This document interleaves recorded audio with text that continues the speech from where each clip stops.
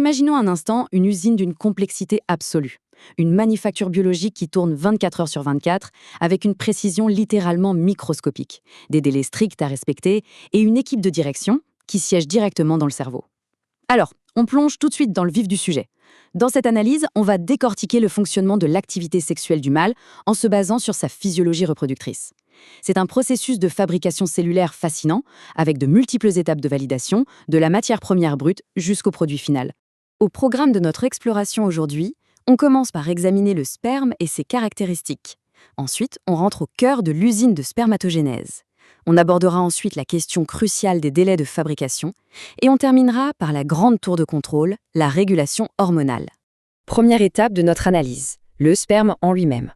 C'est assez fascinant quand on y pense. Le produit fini de cette usine n'est pas du tout uniforme. Visuellement, on part d'un liquide qui peut être clair ou parfois un peu plus visqueux, avec une couleur allant du blanc au jaunâtre. Mais c'est au niveau chimique que ça devient vraiment intéressant, car la recette varie énormément selon les espèces.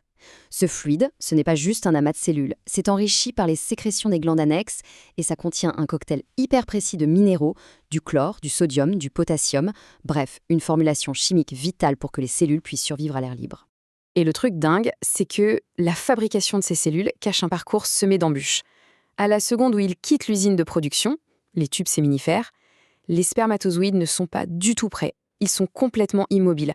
En fait, imaginez des voitures de sport flambant neuves sur la ligne d'assemblage, mais sans une goutte de carburant. Il va falloir des modifications biochimiques majeures lors de leur passage dans le canal épididymère. Et ce n'est vraiment qu'au tout dernier moment, au contact du plasma séminal lors de l'éjaculat, qu'ils acquièrent enfin leur mobilité totale.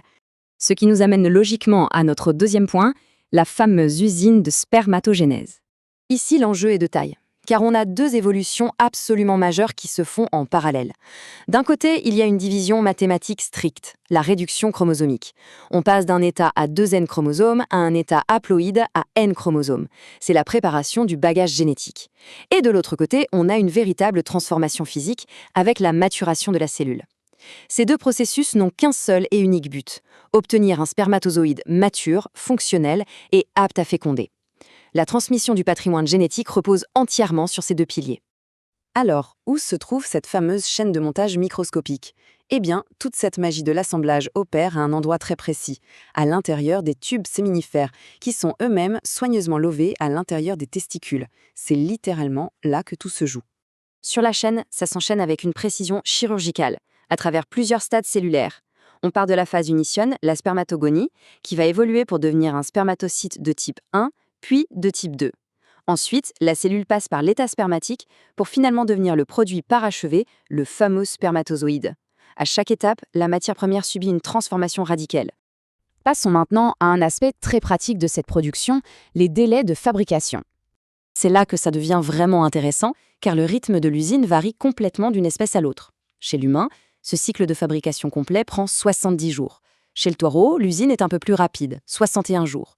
On descend à 49 jours pour le bélier et les talons, et le champion de notre liste, c'est le verra, avec un processus bouclé en seulement 40 jours. En agronomie, par exemple, cette information est absolument cruciale pour bien préparer les mâles avant la saison de reproduction.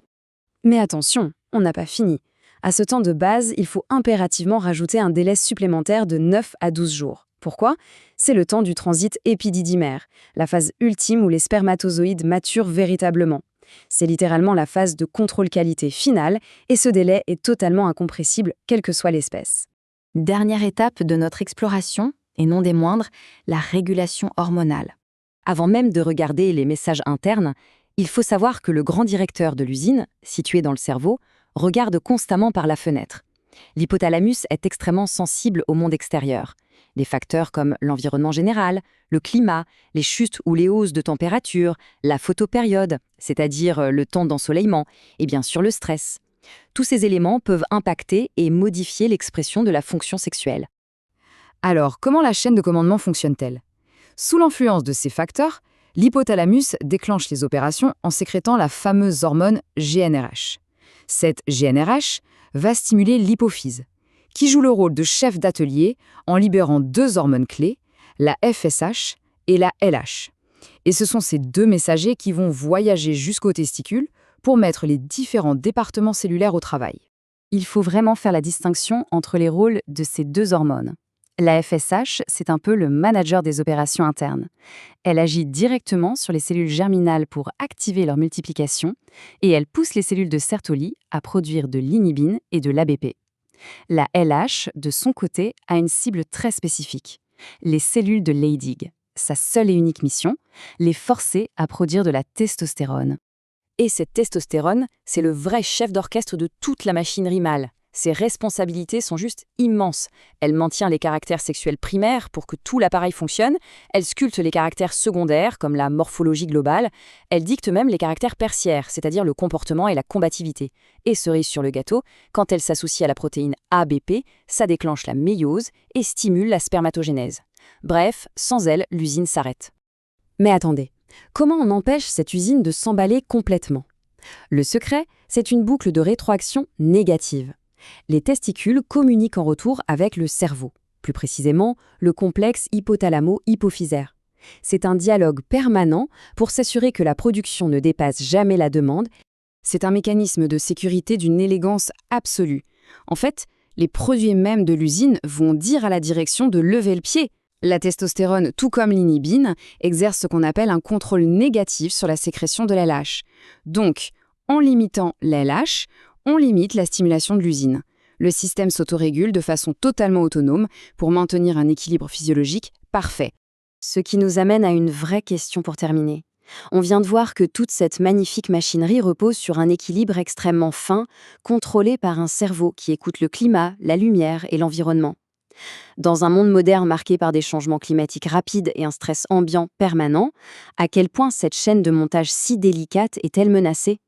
C'est une réflexion physiologique majeure qui, pour sûr, mérite qu'on s'y attarde.